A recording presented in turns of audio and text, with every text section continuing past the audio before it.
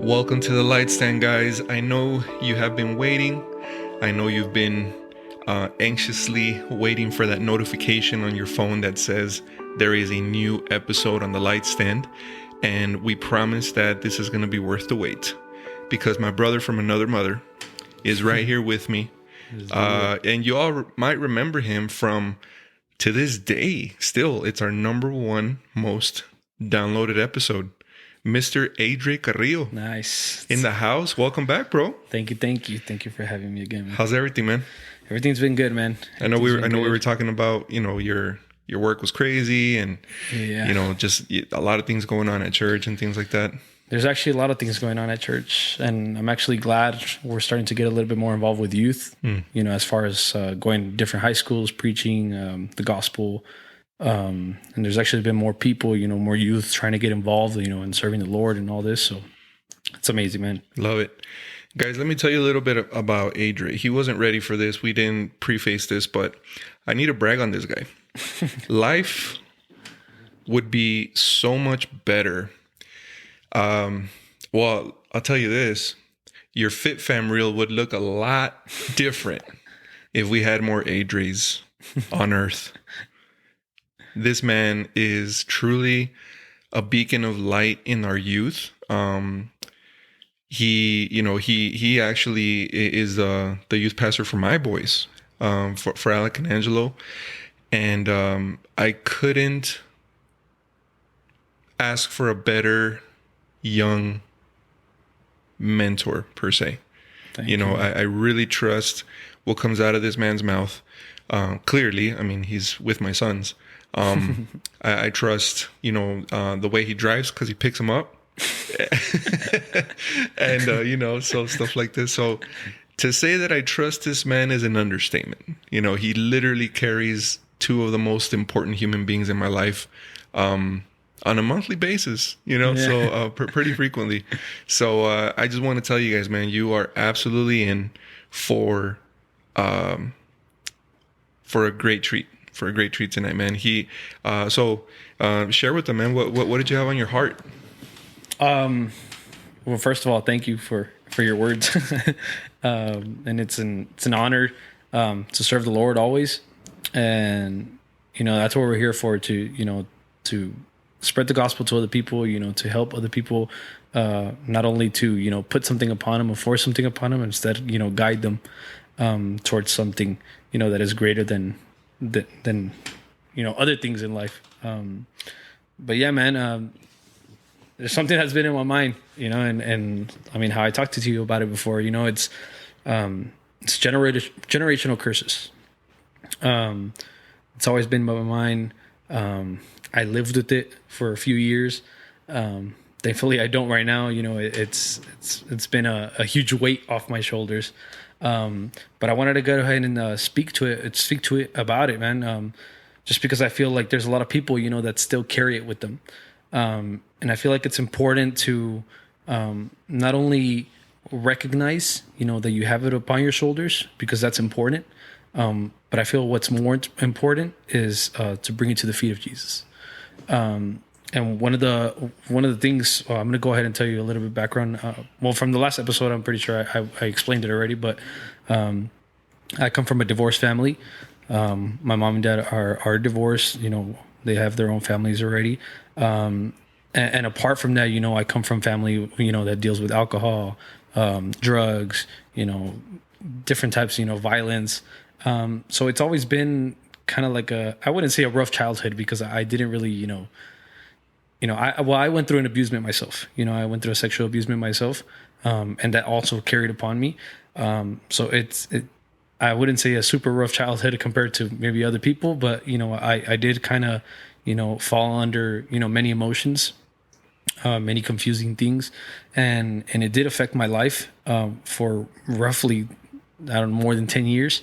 And even then, being at church, being raised in church, I felt like I was walking into church with bricks on my shoulders. It's like, sometimes we expect, just because we walk into church with the weight over our shoulders, we're going to walk out of church with, without them.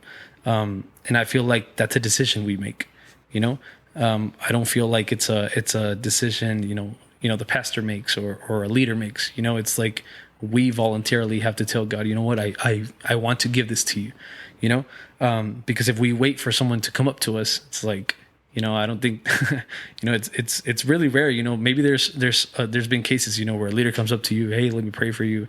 God speaks to other people. But I also do feel like, it has to come out of you. You have to take that step of faith. But yeah, man, going back to my childhood.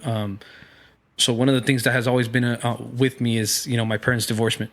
And just how I was talking to you about earlier, I always get the thinking or the thoughts of what ifs, what ifs have always been in my mind. And I feel like what ifs can be kind of, they could be kind of tricky sometimes, because you can tend to follow them. But I also feel like it's important because you start to realize how blessed you are.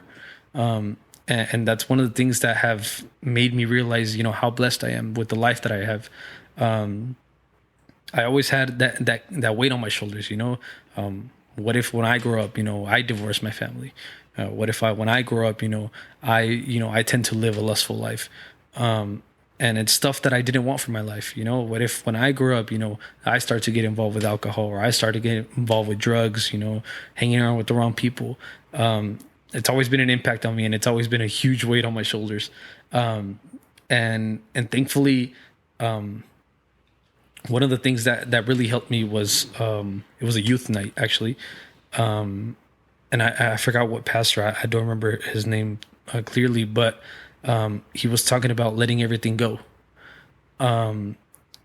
And at that moment, I just felt like I really had to let everything go.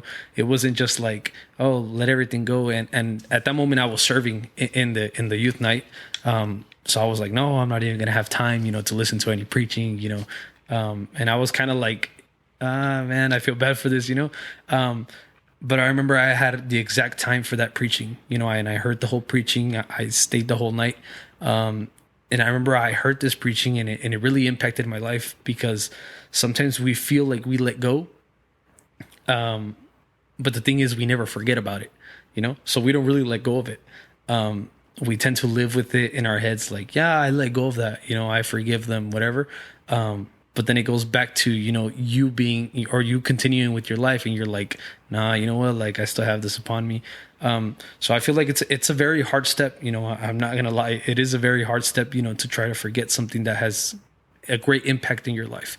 And it took me years, it wasn't like this happened to me this day and the next day I was good. No, it really did impact me for years. But it's something I had to realize that it was time to give up. I feel like sometimes we tend to, especially as men, we tend to fight with it, on our own, thinking like, no, I got this, I don't need anyone else, But one thing that I learned is some victories will also feel like defeat, which means you can win a victory, but you come out more defeated than ever. Because it gets to the point where you give your all, and when you win in your mind, you win, but you're just emotionally, you're emotionally drained, you're mentally drained, so it's not really like winning, because it's like maybe you had to conquer this situation by yourself, but at the end of the day, you ended up still being by yourself and even more wasted. It's like you're no longer, you didn't seek help. You don't have someone to be like, hey, like, you won, let me lift you back up. You're just still going to stay down there.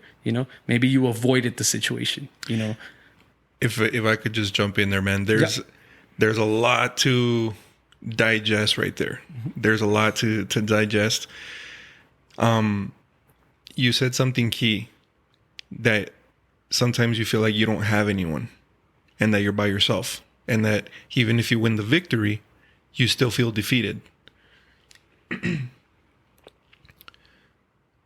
That is so crucial to overcoming a generational curse or a trauma that happened to you, man. Like, first of all, I'm sorry, bro. That you went through what you went through. No one should go through, stuff like that. I'm finishing a book called The Body Keeps Score. and it's about trauma, healing trauma. And I was just right now reading a story about this woman who, for 5 years, she was trying to have a serious relationship, and she would take things slow with the guy. And, when it came to the point of, hey, come over to my apartment, as soon as the guy would walk into her apartment and they were alone, she immediately felt like she couldn't breathe. And she felt very anxious. And in this part of the book, she's describing where the guy comes over, they're having some wine, some pizza, they're watching a rerun of, what was it? I forgot, some show. And they fall asleep on the couch. And that when she wakes up, she looks and she sees him and she freaks out completely. She starts attacking the guy. She starts beating him. She starts biting him. She starts kicking him, like just complete boom. She snapped. And the guy what's your problem? And just picks up all this stuff and runs out of the apartment. So she goes to this therapist who's writing the book, and she's telling him about this experience and how that's not the first time.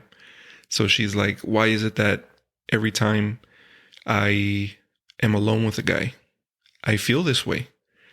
And as they start digging deeper and deeper and deeper through therapy, it's because of a childhood trauma. One of the most trusted men in her life, which was her father, was sexually abusing her. And she carried that with her, at a very subconscious level, because what happens is your brain wants to protect you at all costs. I forget there's a scientific term for it, but it basically, blocks out memories that are too painful for you, to the point where sometimes you won't even remember things. So, side note here, I showed a video to Angelo yesterday of brain, neuroplasticity. Brain, and the video was under a microscope, obviously, and it was showing connections in the brain being made in the video. So if you're obviously, as you're listening to this, picture under the microscope, how you kind of see like cells and things like this. So picture like two dark lines at opposite ends, one to the left, one to the right, and they kind of look like tiny little worms that are like wiggling around trying to find each other, and they finally meet in the middle. And then once they meet in the middle, then they start like throbbing, like pulsating. Mm-hmm. And that is an actual brain connection being made in the brain, neuroplasticity. The reason it's called neuroplasticity is because your brain at a physical level changes with things. So back to the trauma, when you have too much, or trauma that is way too traumatic and painful for you to remember, your brain will break that connection. It will separate that line or brain road, if you will, so that you don't remember and you're not living so much pain. It's wild, man. Like, God created that. God made your brain in such a special way, right? Yeah. I digress to trauma. Let's first say, like, what is a generational curse? Because not everyone knows what that is. It's a very popular term. I was Googling it earlier just to see what would come up, because I'm sure people will Google. But can you explain a little bit of what is a generational curse in the first place? Just to put it maybe like in simple terms. Basically, generational curse is something that is brought down, from your family, from ancestors, stuff like that. And it's basically brought down generation by generation by generation. And it can be many things, as I was mentioning right now. It could be, alcohol, drugs, even sexual abuse, stuff like that. It can be brought down generation by generation. And yeah, that's basically a generational curse. It comes down. Just to explain it, maybe from your grandpa to your dad, now to you, and then you can lead it to your kids, and then those kids to their kids. And it's just going generation by generation by generation. Yeah. I don't know if you have something else to add on. So this is from vsecu.com. The title is Breaking Generational Curses, and it says, a generational curse is a habit or behavior that has been passed down from one generation to the next. Exactly what you were saying. Mm-hmm. Parents strive to make sure that the life they lead will help their children live a better one. Children practice what they have learned on their own, and they have gathered from generations before them. So, exactly what you were saying, man. Just a little bit more, advanced, I guess, official or whatever. But yeah, man, look, children practice what they have learned on their own and what they have gathered from generations before them. Remember, in several episodes, I think I've mentioned this phrase, more is caught than taught. And for those of you fans of Adray and Abby from that episode, they established that most of the issues that we're seeing right now with the youth stem from home, yes, from the home life. And those issues stem from mom and dad's home life. And those issues stem from mom and dad's parents' home life when they were kids. Yeah. And on and on. And so back to you. Yeah, and I completely agree with that. Now, there is it goes both ways, as far as parents and as far as their children, as I was kind of, thinking about, what we're going to talk about in the podcast and such.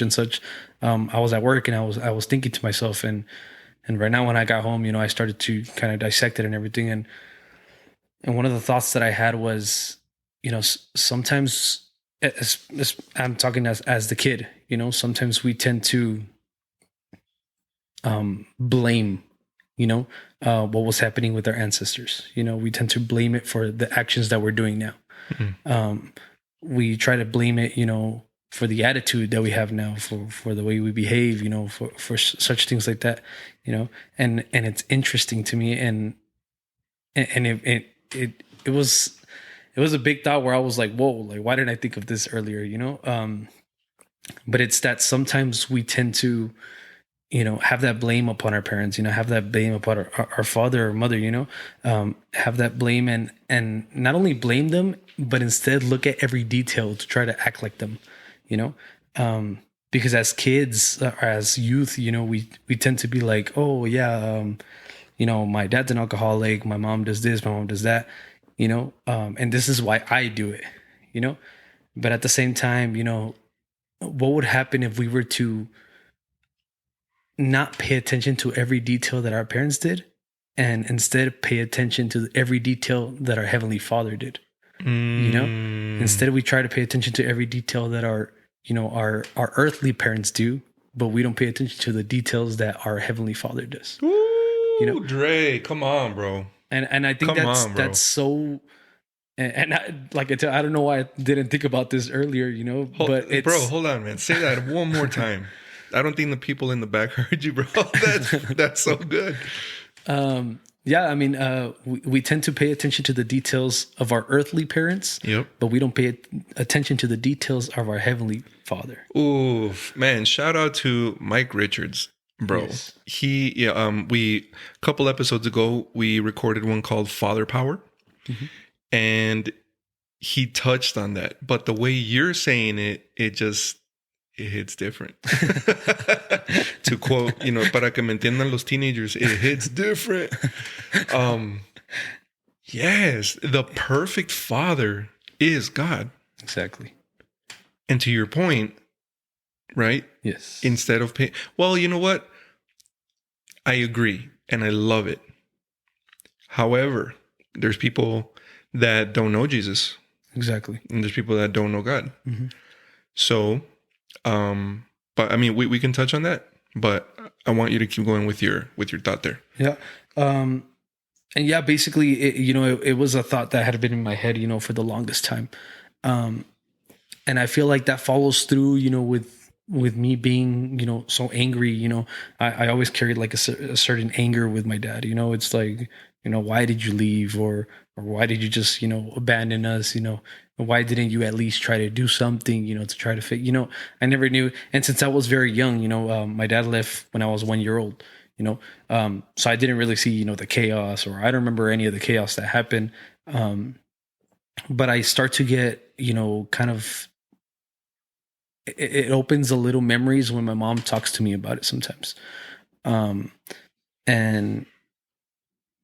sometimes it makes me more angry, when we talk about it, when it shouldn't, it should be, thankfully right now, I've had the blessing of growing, a great relationship with my dad, these past 3 years. We've been communicating more. I've been visiting him, at his restaurant, we've been talking more. And I'm not going to say, oh, because of me, because it wasn't because of me. I just feel like God sometimes puts us in certain situations where it's like, hey, like, you're going to be the change, and I feel like God puts that responsibility on us to the point where we have to realize the mission that God has for us. Because sometimes we feel that the person who did wrong has to be the person that has to come up and, apologize, right, do everything, but I don't think that's the case, because, for example, Jesus,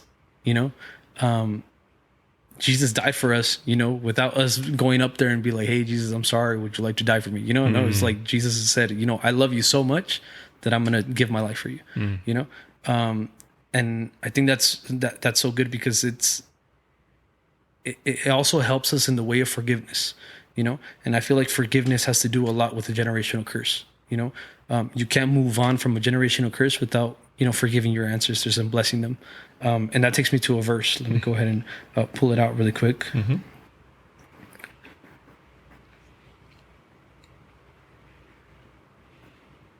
And it's actually a Luke 6:28, and it says, "Bless those who curse you, pray for those who hurt you."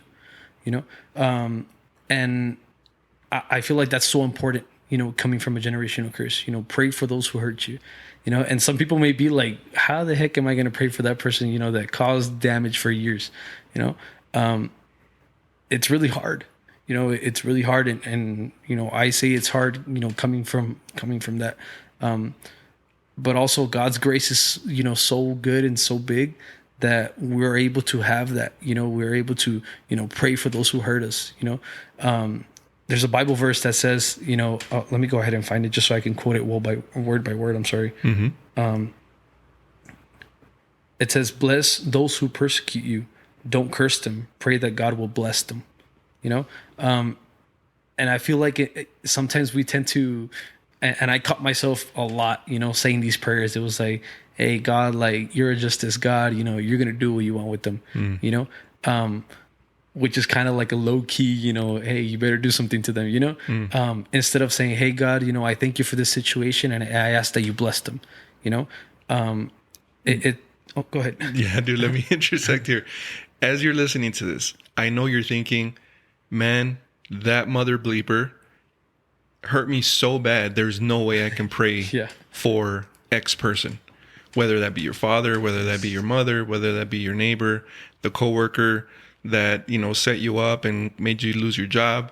The guy that, as you're driving on the east side and you're making a left turn and he has a Kemayanta cut truck and he hits your brand new car and he flees the scene, and now you're financially responsible, and you could tell that the kid with an Edgar haircut was inebriated and probably high and takes no financial responsibility and probably never will.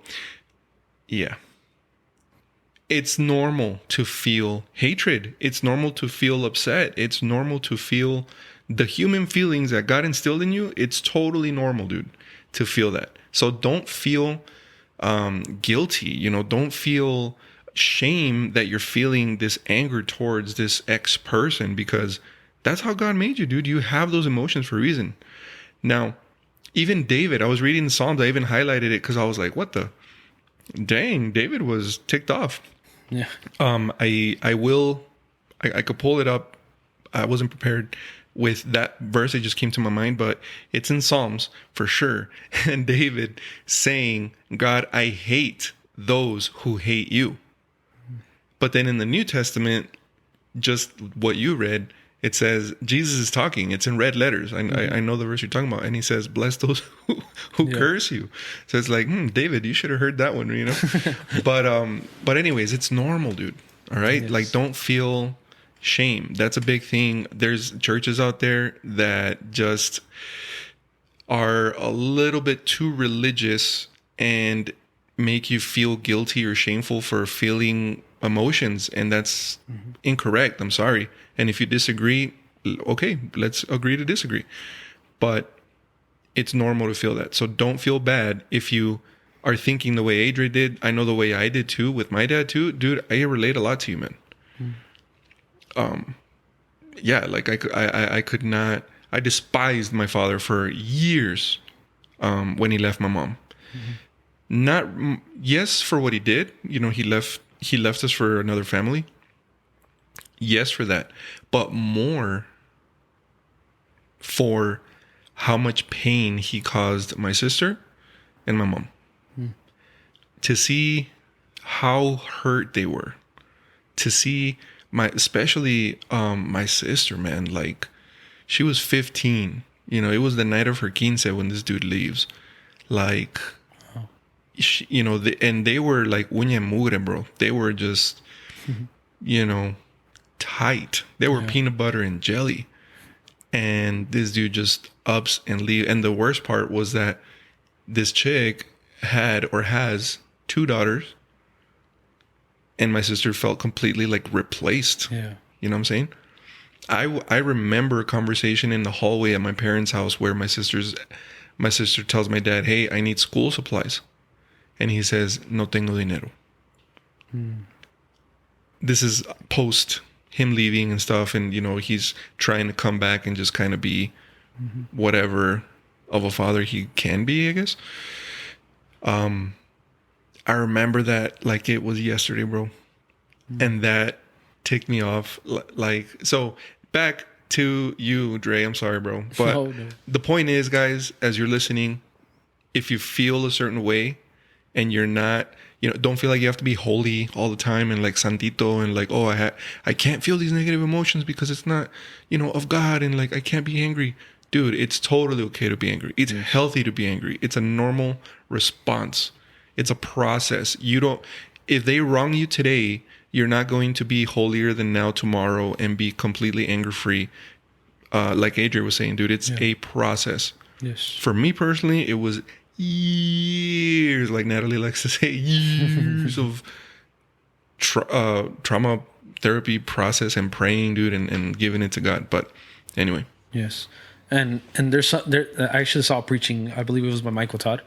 And I like something that he says, and he says, don't be a potted plant and let a limitation define how high you can go, you know? And I feel like that's important when it comes to that, you know? Sometimes we feel like, you know, because of situations, because of experiences, you know, we feel like we're already planted in it, you know, and we feel like, hey, like there's no way out of this, you know, I'm going to go ahead and just, you know, do what I can do, you know, but I don't feel like, you know, that should label you. I don't feel like that should set a limitation on you. Instead, you know, there's forgiveness out there. There's, you know, God restores a lot of things, you know, and that's something I love to say, you know, God restores, and God loves, you know.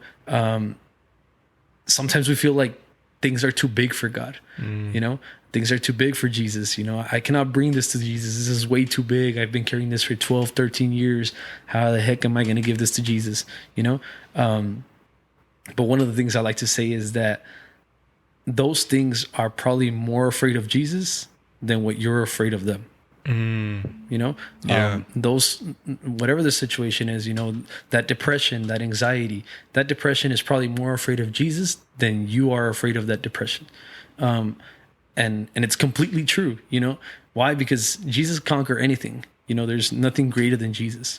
And I want to go ahead and, you know, actually, you know, put that out there, you know, because I feel like sometimes it can sound cliche, Oh, Jesus is greater than everything, but that's the truth. There's no, it shouldn't sound cliche. It should be like more of a blessing towards us, because we're able to connect with Jesus, and he's there, how I tell the youth, he's like a 24/7 best friend, where you can go up to him and you can say, you know what, like, I've been carrying this, I have this, I thought I forgave my dad, but I didn't. I thought I forgave my mom, but I didn't. It's so many things that we can talk to Jesus and where we don't feel judgment. Instead, we feel peace. I've caught myself a lot in talks, where I feel like I'm talking on my own, but after talking and just, saying things out loud, I start to feel so much peace, and that's the Holy Spirit, that's how the Holy Spirit works. He's there listening to us, and sometimes we want to hear his actual words, he's like, hey, you're at peace now.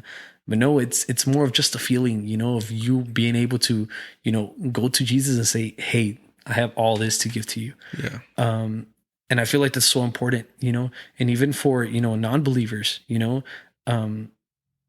there's nothing that will give you so much peace like Jesus does, and it can take time, sometimes we feel like prayer has to be so advanced, prayer has to be, these advanced words and it has to be like a certain time, and it really doesn't, the Bible doesn't say, hey, if you don't pray for less than 2 minutes, your prayer is not, it doesn't imply that, it literally just implies to pray, and I feel like that's why a lot of people tend to struggle to pray. It's like they tend to feel like their prayer is not going to be good enough. They feel like their prayer is not going to be, oh, God is not going to listen to my prayer, or he's going to prefer his or her prayer first, and it's not like that. God is everywhere. God is not only, with Art or with me or with the youth, God is everywhere, whether you believe in him or not, right. He's everywhere. And I feel like that's one of the most important things to understand. And let's be honest, we're not ever going to completely understand God. Yes. Because it is scientifically impossible. Yes. Because as I had Stephen and Cynthia here a couple of episodes ago, and there we touched on mathematically there are 10 dimensions that if you work out the math, there is 10 dimensions out there. You guys can YouTube, 10 how many dimensions or 10 dimensions or whatever, and you're gonna find multiple videos stating that if you work out the math, if you're smart enough to work out the math, I know I'm not, there are 10 dimensions. Now, you and I live in 3. Okay? We assume, or we have a good idea or theory that the 4th dimension is time. Okay? But just because we have a theory about it and a little bit of a good grasp on it doesn't even mean that we fully understand it. So if in our 3-dimensional brain and reality, we can barely understand the 4th dimension, which is time, can you imagine trying to understand 5 through 10? Yeah. But God is there and he exists there. Yeah. You know what I'm saying? So let that sink in for a little bit. It's kind of like pretend that there are actual people that can exist on a 2-dimensional realm. What is 2 dimensions? Length and width, right? So if someone could technically exist inside of a sheet of paper, okay, let's just bear with me here. There is no up and down. Yeah. For them, it's left, right, forward, backward. But they're stuck in those 2 dimensions. They can't understand a 3rd dimension, which you and I can, right? We fully understand it. We see it. We can grasp it. We build houses which have up. We build buildings that have up. We have elevators that have down, right? We understand what 3D means. But people that live in a 2D world could never possibly comprehend it. Wow. Make sense? Yeah. So like if you think about it, we are those 2D people in 3D, and God is us, but times 10. You know, like he knows all this stuff. Yeah. So even if God wanted to sit you down in a classroom and say, okay, let me teach you dimensions 5 through 10, our brain is so limited by 3 that even if we wanted to understand it, we can't. Yeah. You know what I'm saying? I read it in a book somewhere, I forgot which one, but it says trying to fit what God knows into our own brain would be like trying to fit the ocean in a cup of coffee. Wow. Never, you know? Impossible. Anyway. That's so key, because I feel like sometimes we try to understand God, you know, and we're just going to keep failing, you know. Yeah. It's like there's no way of understanding him. And no matter how hard you try, you know, and even you doing this whole mathematical thing, you know, it's impossible, you know. And I feel like there's a leader that told me this, but he told me, if you were to understand God, then it wouldn't be God. You know, he would just be a regular person as well. You know, like if you could understand him. Yes, if you could understand him, yeah, he wouldn't be worth worshiping. Yeah, he wouldn't. Like, why would we worship him? You know, why would we pray to him? Why would why He's would not we do God. so many things? Because if we were to understand everything he did, you know, it's like, you know, why are we doing all this? You know? Is Isaiah, right, says, my thoughts are higher than your thoughts. Yes, I believe it's yeah. Yeah, and that's so key, because it's sometimes we tend to see, and yes, of course, like how I said, you know, God is a 24/7 best friend, you know, but you know, God he's not a usual person, you know. You're gonna see, you know, at Walmart or Home Depot, you know, wherever, you know, he is everywhere, you know, but he's impossible to understand, you know. It's impossible, you know. There's no other way to word it. And I feel like that us understanding that makes us feel like, you know, like for example with the 2D and everything, you know, it's like, imagine if we couldn't, imagine if those 2D people could understand that 3D, you know. Then we would want, you know, I feel like we would want that worship, you know. It's like, oh, I understood this before everyone, you know, so now come worship me, you know. Right. It's like it can go into so many things. Yeah. It's almost like God's protecting you from your own ego. Yes. And from your own self-praise. Mm-hmm. Because I mean, dude, if athletes and rap stars and stuff, like, they love the praise, and they love when people go to their show, and they love sold out stadiums, and they brag about it, and you know, they start treating other people like trash because now they feel better than other people. Can you imagine if they were to go into those other dimensions, those higher dimensions, how much more se creerían like a god? Yeah. You know? Dang, that would be crazy. Okay, so generational curses, man. Let's kind of break that down just a little bit. How can you generationally curse? Now, is there a spiritual factor? Yes. But let's just talk about the physical factor, the tangible factor. That's the word I was looking for.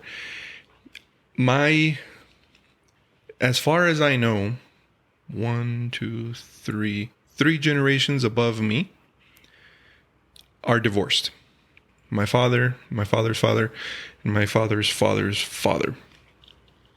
And not only are they divorced, but they all left their current family to either an existing already other family or to create another family, to start another family. On my mom's side, there was some spiritual, not curses or consequences. Let's call them that. On that side, because first of all, my mom she pretty much went through hell and back as a child. It's not my story to tell, but I mean, no little girl should experience or have that upbringing. And it almost seemed like my grandma hated her. My mom she has two brothers, two siblings, and she was the kind of like the la patita fea, like the outcast. That's why she loved my grandpa so much, because her and my grandpa were super tight. I was really tight with my grandpa. But with my grandma, my grandma treated her like crap, man. She would call her, excuse my language, she would call her a puta. Just the worst of the worst, man, that you can possibly imagine. And my grandma was into some very spiritually unbiblical things. I remember walking into my grandma's house as a child and seeing her little altars that she would create with, candles and like a little saint this and saint this other person. And, she would have like coins taped to the door and like certain arrangements and just very weird things. So that opened spiritually the door for my mom. My mom, she would have dreams, very vivid dreams, and of demons. She said that she saw the devil one time in a dream. That he was a very handsome man, but with the evilest look that you could possibly fathom. And there was a room that used to be her room. And dude, as a kid, I didn't know about God. I didn't know about spirits. I didn't know about demons. I didn't know about nothing. But I would walk into this room and I would instantly you could feel it in the air, bro. There was something really bad in there. Yeah. I just felt it, and I had no idea what was happening. Till later, she would tell me what would happen in that room and what she saw in that room and what she experienced in this room. And to this day, dude, my mom has like a gift, like a spiritual gift. She I don't know, maybe I'll bring her on the podcast one day and she can tell you, herself, man, but she has seen a lot of things. She calls it her vocecita.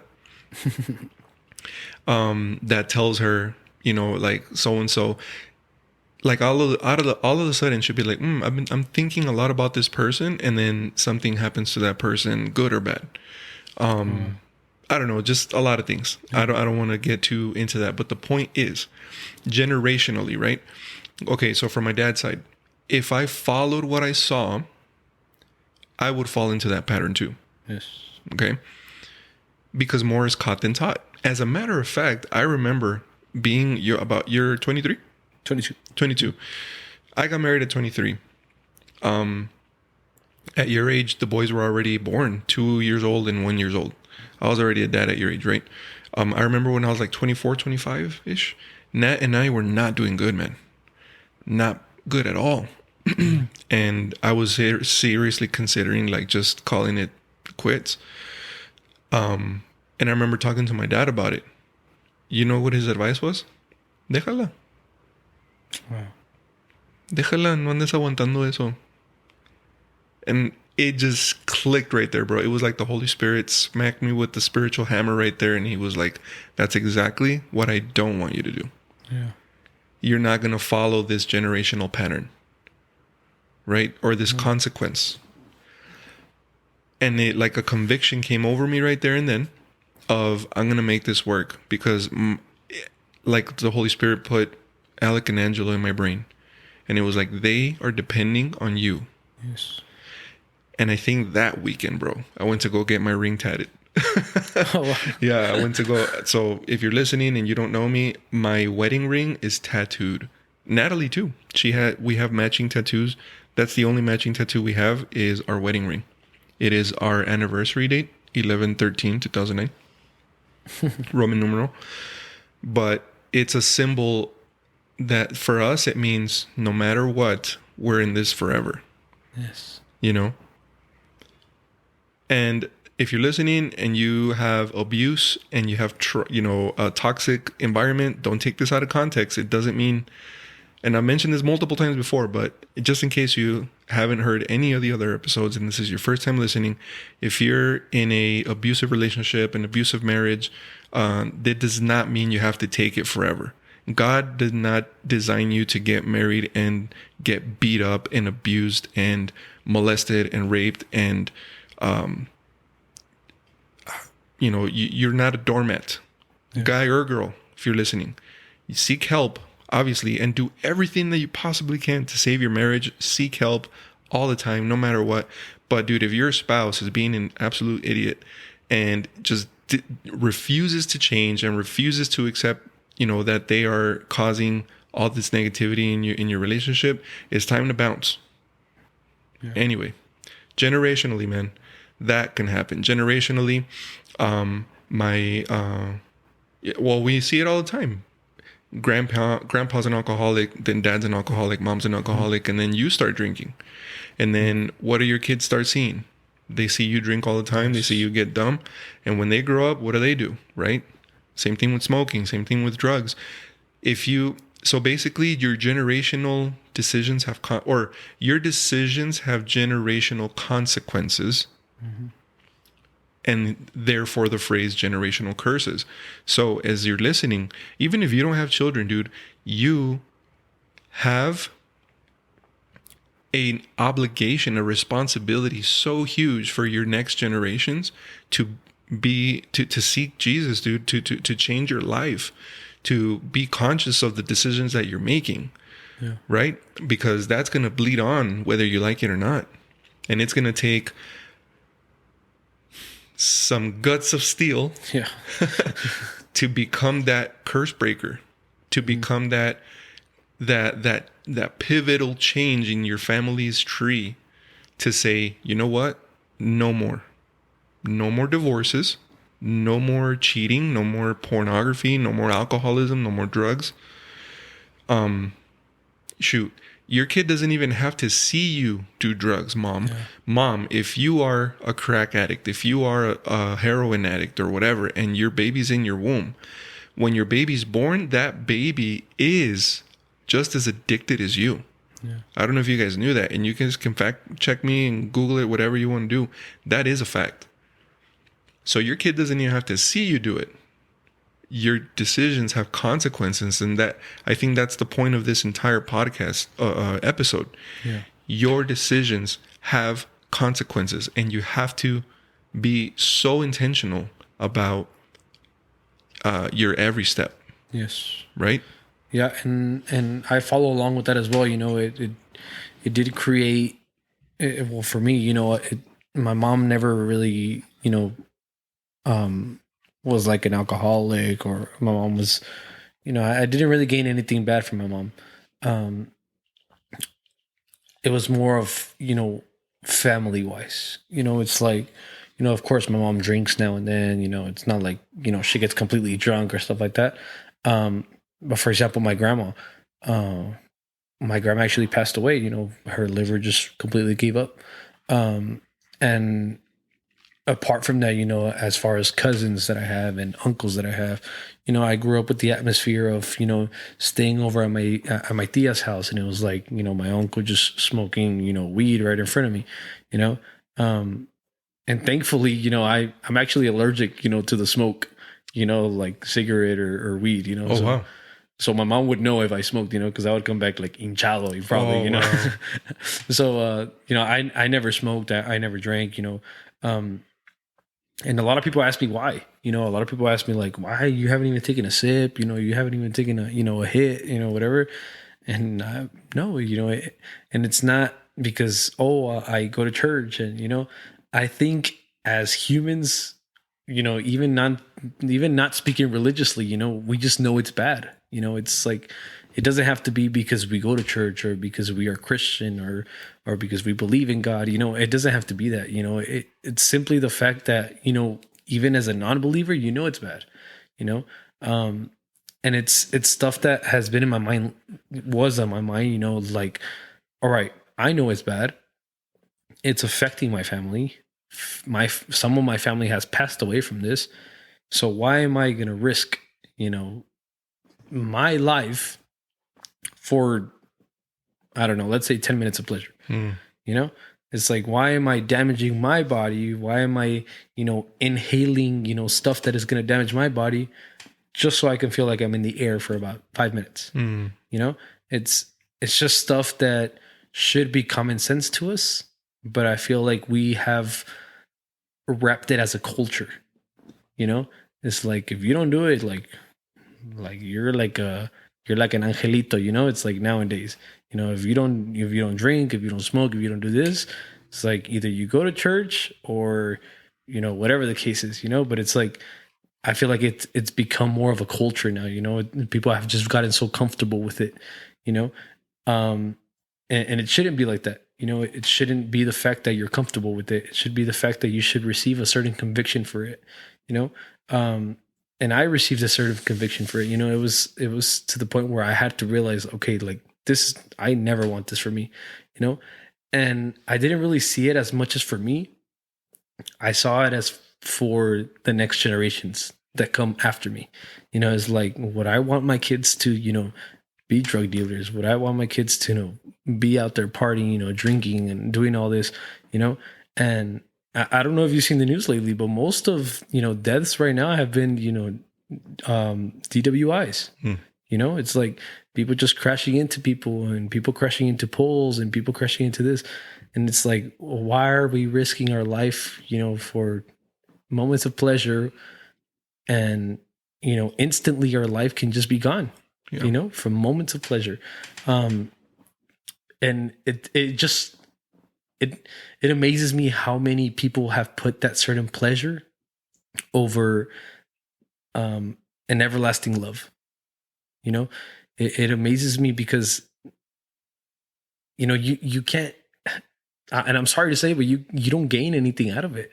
You know, there's many people that will be like, oh yeah, you know, I struggle with this, you know, so I smoke my pain away, you know, and it's like, no, like, you know, 10 minutes after that, you're going to have the same exact pain. Yeah. You know, you can't smoke something away. You can't drink something away. You know, it's going to carry it on with you, you know, and just like, you know, the chick that you were talking about in the beginning from the book, you know, it's like, sometimes we tend to avoid it. You know, sometimes we're like, like, screw it, I'll just try to forget it. You know, we try to move on, you know, but in an instant it can come back to us, you know?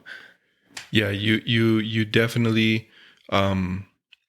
need therapy, man. Like if you had trauma, and a lot of us had trauma, dude, the best scenario would be for everybody to get therapy because everybody has some type of trauma, level 1 trauma, level 10 trauma, but we all have something. Yes. And along with therapy, obviously, you know, highly suggest church. Yes. Jesus, man. Jesus is the way. Jesus changed our life. Obviously, you know this. Now, for the, you know, for all the people that we're seeing on the news, man, shout out to FIFM. I don't like watching news. Like I won't sit there and watch CNN or MSNBC or blah, blah, blah, right? I don't like that. I just highlights. I see it on FIFM. Yeah. All these drunk, and things burning and whatever. That's kind of like how I kind of know what's happening in El Paso, because I don't like to dwell on it, man. I'm like, man, like how, you know, it's sad what the community is going through, and it's just not here. It's everywhere. But you know what it is? People are trying to numb pain. Yes. It's really what it is.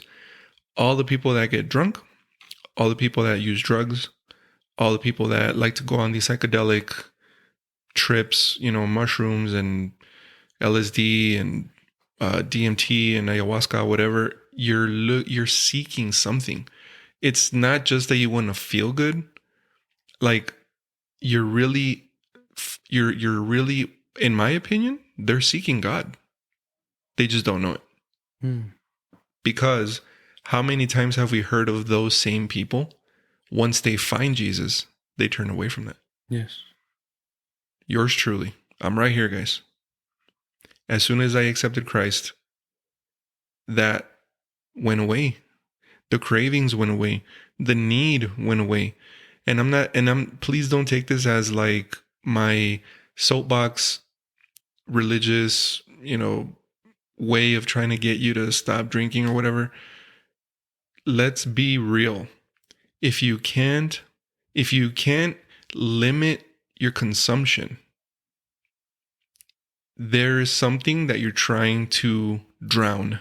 Yes. in alcohol. There's something that you're trying to smoke away with pot. There's something there. You're trying to fill a God-sized hole with a joint-sized thing. Yes. Or a shot glass, you know? But highly suggest that as you're sitting there in your drunkenness and in your highness, that sounds weird, your highness, your, marijuana-ness, have a quick moment, man, and talk to God. Yeah. To be honest, that was when I feel that was one of the times. I'm not don't take this out of context if you're listening. I'm not telling you to go get drunk so that you can pray, so that you can hear God. That's not what I'm saying. My experience was just one of the times that I was mega wasted. I actually asked God to save me from that. And he did. Wow. Like it was one of the times I felt closest to God, bro. Because I knew it, dude. I was pissed at life, the whole dad thing, like I felt a weight on my shoulders of, how you were saying you walked into church, but you felt like about bricks on your shoulders. Like you feel all this stuff, but you have no one to talk to or whatever. And I was just trying to numb it. Jesus came into my life. The Holy Spirit changes you. Boom. Cold turkey, man. Some people go to cold turkey. Some people do need a process. Everyone's different. Yeah. But the point is, if you truly want to change, I encourage you, man, that, as you're driving home, just ask God into your life. Just talk to Jesus. And like you said, Adray, there's no perfect way to pray. Yeah. You don't need to get on your knees and clasp your hands together and, make sure that your feet are exactly 0.5 inches apart from each other when you're going to talk to God. As you drive, as you're sitting there in your vomit, like I was, hey, dude, I don't know if you're even there, man, but if you are, you see what I'm doing. You see how I'm feeling. I don't like this. Only you really know my heart, and only you know what I'm really trying to numb here. But can you just save me? Can you just talk to me right now, man? Can you just embrace me? Can you just give me a sign that you're real? Yeah. And I love that so much because I always like to say, the Holy Spirit is a gentleman, Jesus is waiting at your door. He's there. Like he's not going to walk away. He's not going to, Jesus is going to wait till you turn the knob of your door and open it. He's not going to burst in open and, hey, FBI, I'm here to save you. No, he's like patiently waiting at your door. He's knocking.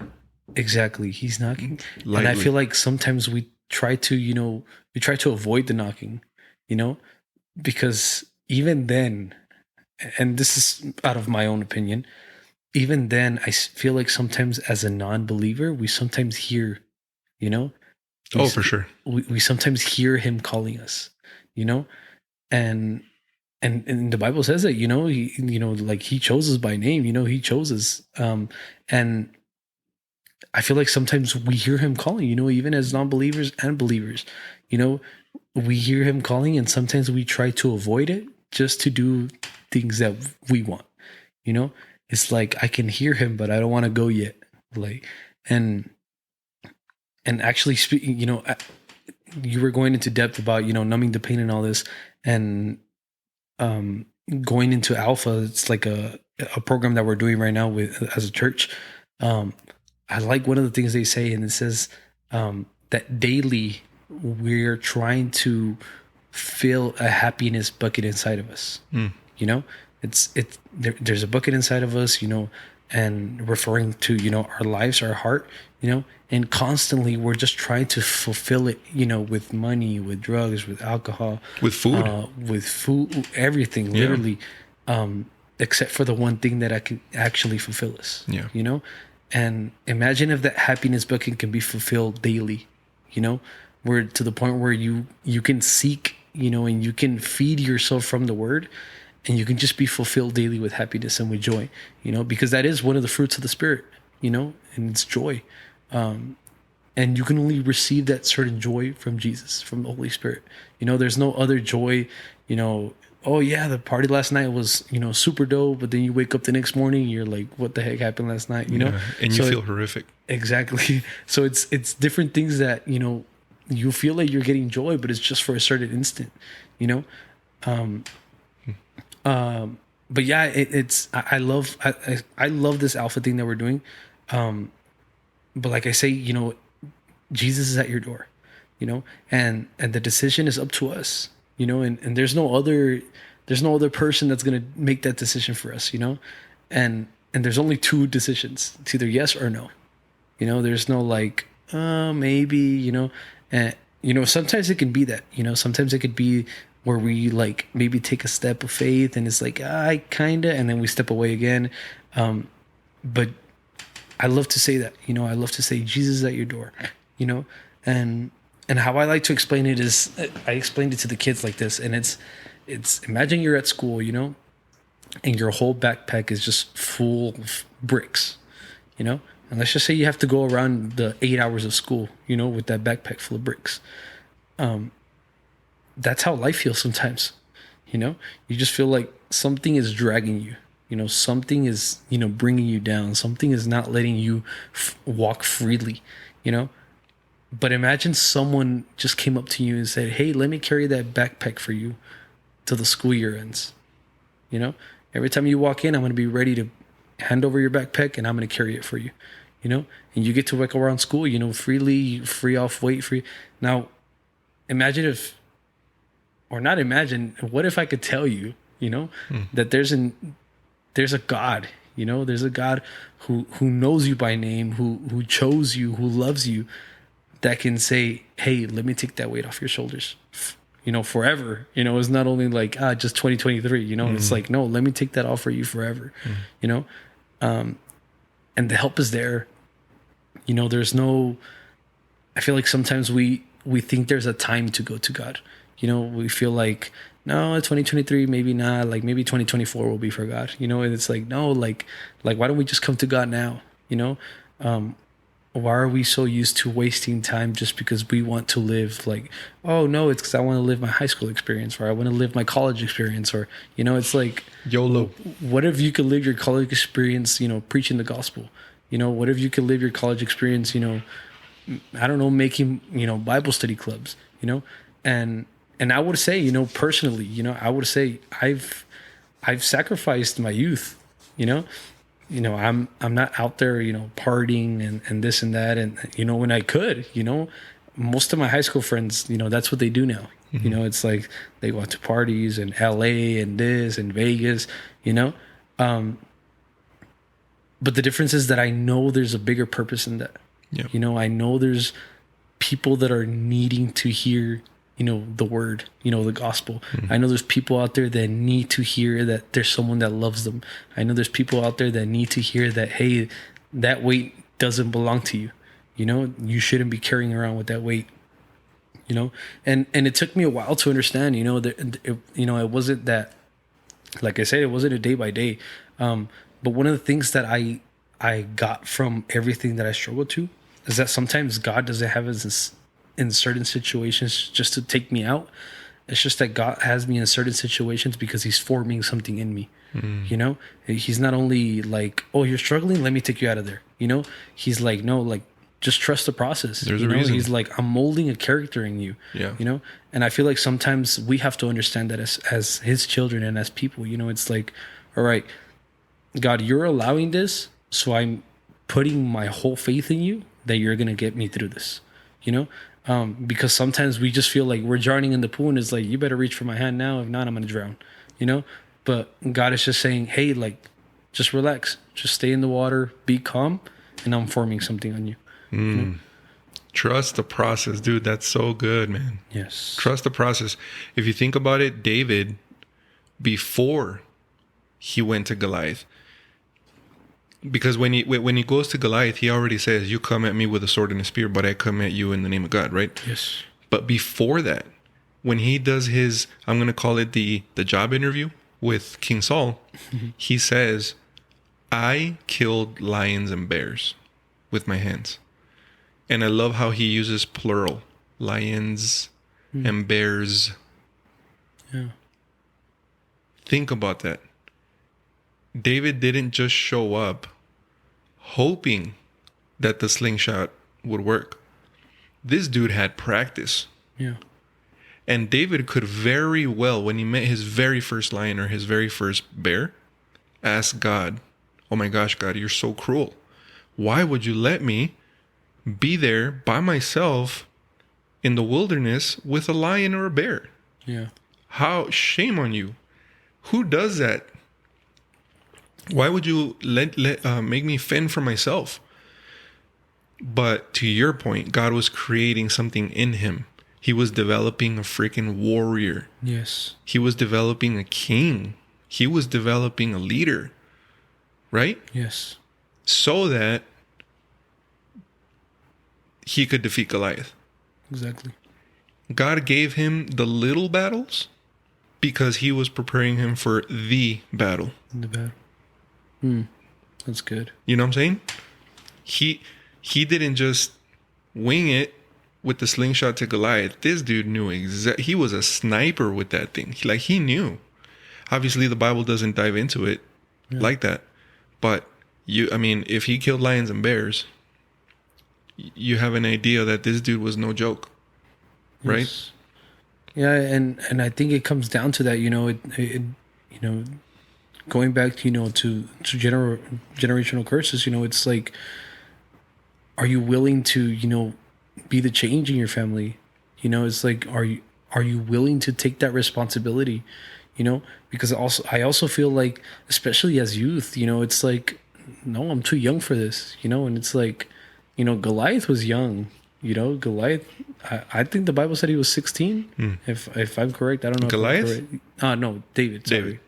I was like, I don't know how old Goliath was. David, I believe he was ugly. 16. Buck teeth. And he didn't question his age, he didn't question like, hey God, like, don't you feel like I'm too young? No, he was like, you know what? Like you say, I've killed lions and bears, and he was ready for it. Bring the smoke. And yeah, it literally, he was like, bring it, bring it on, So I feel like that's the mentality we should have, and not only for youth, but for older people. It's like, are you willing to take that responsibility of God telling you, hey, like, these little battles that I've been giving you is because I'm preparing you for this big battle. Are you willing to say yes to that big battle? And it comes down to that. It comes down to you saying, yes, I trust you and I put my faith in you, or no, I'm going to continue this on my own. And it's that's so crucial, because I feel like it's, we're depending on ourselves too much. We're depending on our ego, and we're depending on, knowledge that we have, when God's wisdom just overcomes our knowledge. We have no knowledge over his wisdom. And us understanding that, I feel like it forms a certain character in us where we're like, okay, you know what? Like, God is greater than anything. Jesus can overcome anything. Let's do this. Let's prepare for this big battle.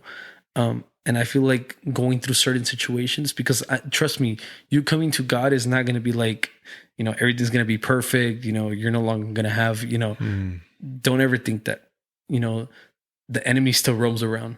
That's a big misconception. Yes. That Christians are going to have a perfect life.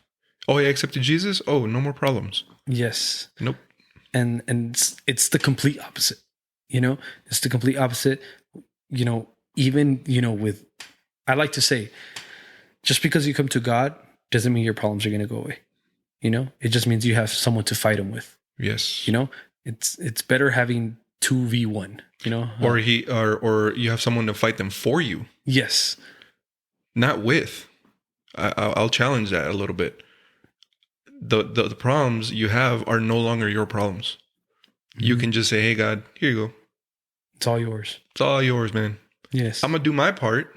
Don't get me wrong. I'm not going to sit on the couch. You're right. Yeah. Like David had to step into the ring, right? With this dude. He didn't just sit on the rock and was like, all right, God, you kill him. Like, you do your part, but God is going to give you the glory. Yes. Or excuse me, the victory. The victory. Mm-hmm. And yeah, it comes down to that. Literally, it's and like I said right now, and I keep repeating it because it's so important. You know, the help is there. You know, the help is there, and there's no other way of there's no way of avoiding it. You know, constantly throughout your life, you're gonna hear that knock. You know, you're gonna hear that knock, and you're gonna feel that voice. You know, talking to you like, hey, like, you know, I'm. God can only use you to the limit that you let Him to. You know, He can't, put something upon you that you don't want, because no matter how many times God talks to us, if we avoid Him, it's like, basically His voice to us, it's pointless, but it comes down to that, always be weak to the voice of God, be weak to the voice of God, because at the end of the day, only He knows what to do or what is right. Sensitive. Yes, sensitive. To the word. That's the correct word. Sensitive to the word of God. And just be sensitive to it. There's no other way to explain it. God can overcome any battle.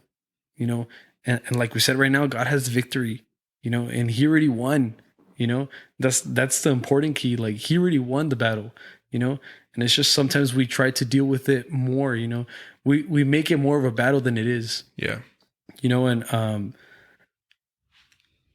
I feel like sometimes, as well as in as far as generational curses, like sometimes even us, with the identity that we have, it's like sometimes we try to be someone who we aren't, and it comes down to that, it's like, no, I'm not going to be like my father, or no, I'm not going to be like my mother, or I'm not going to follow this curse, but I'm still going to end up doing my own thing, and sometimes, and I mean, this is my proper opinion, but sometimes maybe you can start a bad generation, maybe you don't follow that same generation, but you start another bad one, and it's like, okay, I'm not going to be an alcoholic, but I'm going to be addicted to pornography, so it's like, you trying to do your own thing still doesn't imply, you breaking that curse.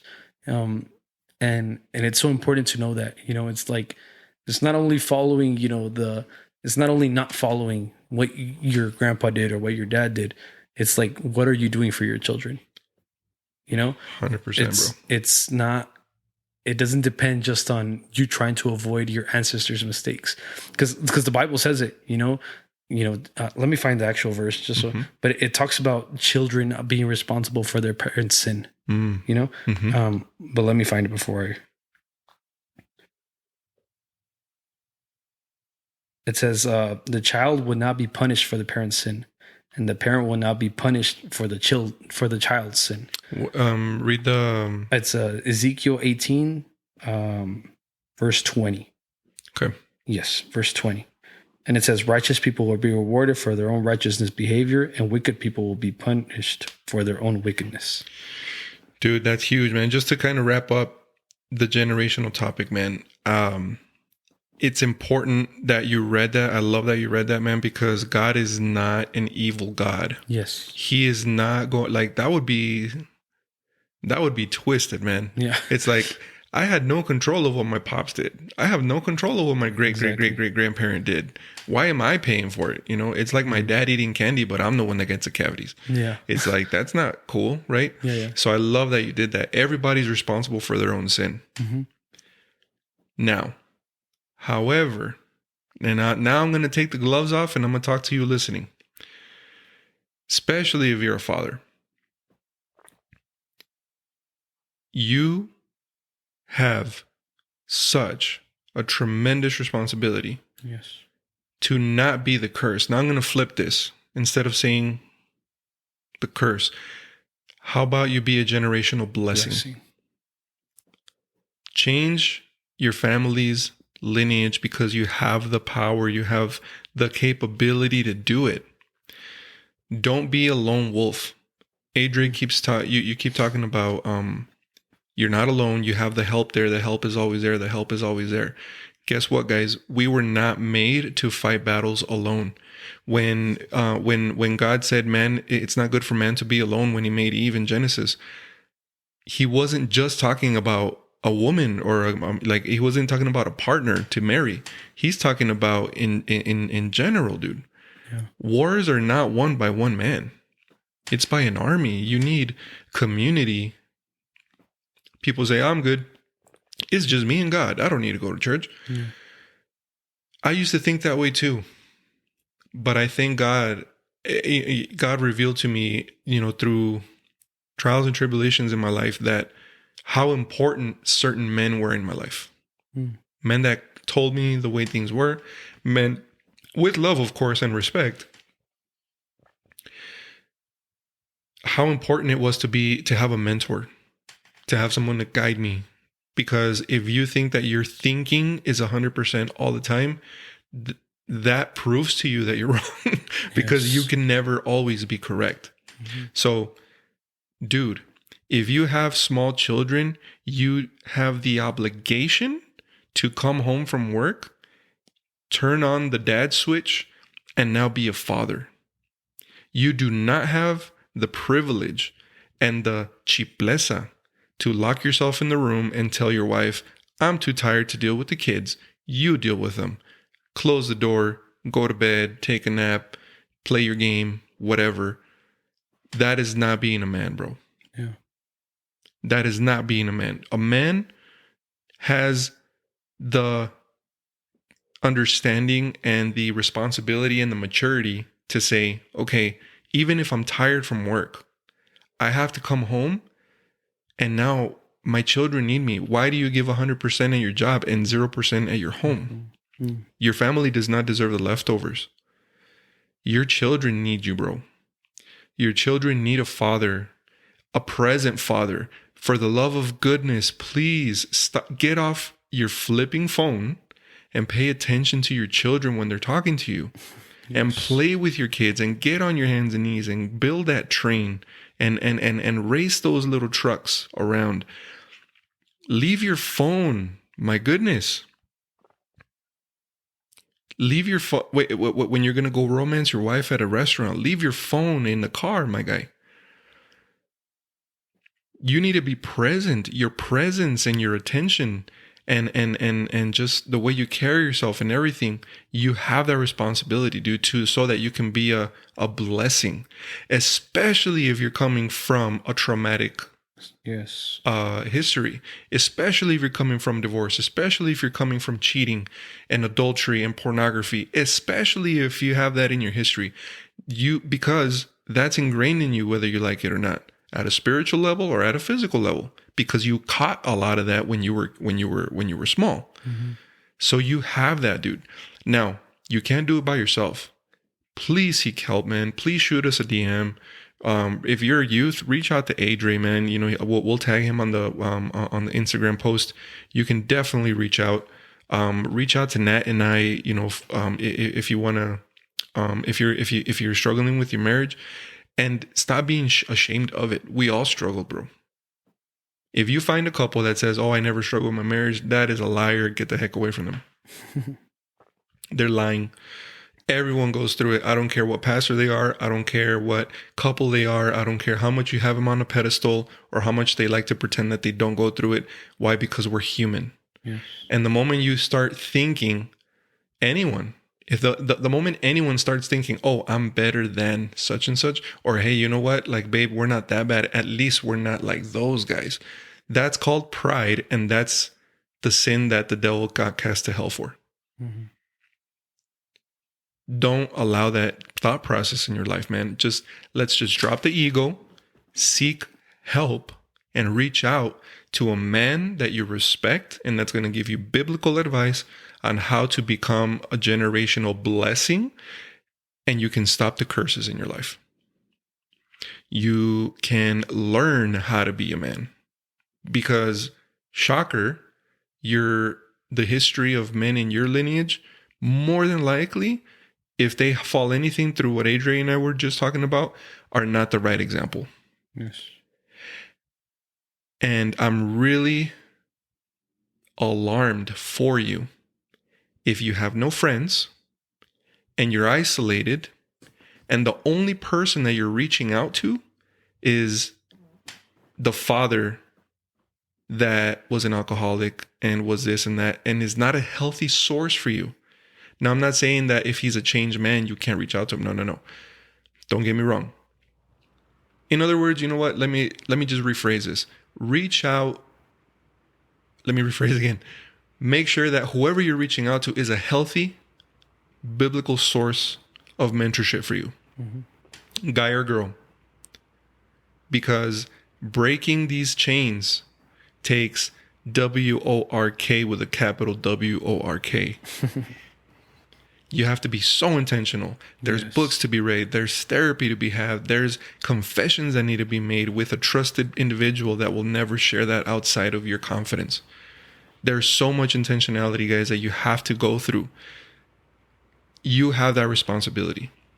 You cannot waste your time. You cannot say, oh, I got this. I'm a lone wolf. I'm a big dog. Well, how's that going so far? Because I can assure you that if that's your thought process, your home is probably borderline a living hell. Because no one's holding you accountable. And you think you're a king, but you're acting like a little boy. Yeah. You need help.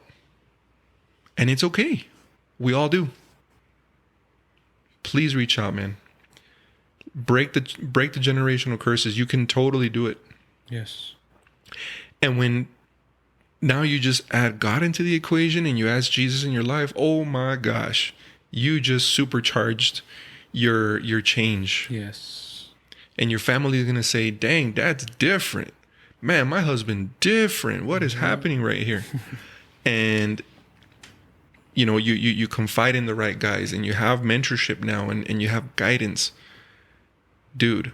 But don't be afraid to seek help. You know, how Art was saying, you know, maybe Art will, you know, how he's saying, he could tag me. If you're a youth, you can go ahead and reach out to me. If you're a married couple, you guys can reach out to Art and Natalie. But don't be afraid to reach out, because that's one of the most crucial things to do. You know, reaching out. And that's what helped me heal. You know, I'm pretty sure that's what helped Art heal. Art's marriage, you know, my family, you know, it's helped a lot of things. You know, we're not only telling you, all of you, just because, oh, we want to hear from you and we want you guys to share a testimony, or, you know, we don't want to bother you guys. You know, we more or less want to help you guys. You know, we want to help you guide. We want to be a guide for you. You know, it's not, we don't want to be bothering you and, hey, how are you? And every single day, you know, we more or less want to be that support for you. But don't be afraid to seek help. You know, and like I said, it's never too late. It's never too late to seek help. Man, tremendous conversation, brother. Yes. Love always. it. Thanks for coming back. Thank you for having me once again, man. Thanks for suggesting this. You know what's cool? Adray reached out to me and said, man, I really have this in my heart. I want to share this. And I was like, dude, I'm going to show you my note when we started brainstorming, before we even bought microphones and before we even bought all this equipment to start this thing. We were brainstorming on topics, and this was one. Yes. And God made it happen. So good stuff, man. Awesome. Thank you so much. Reach out, guys. Don't stay quiet. Seek Jesus. And we'll see you on the next one. Yes. Peace. Thank you.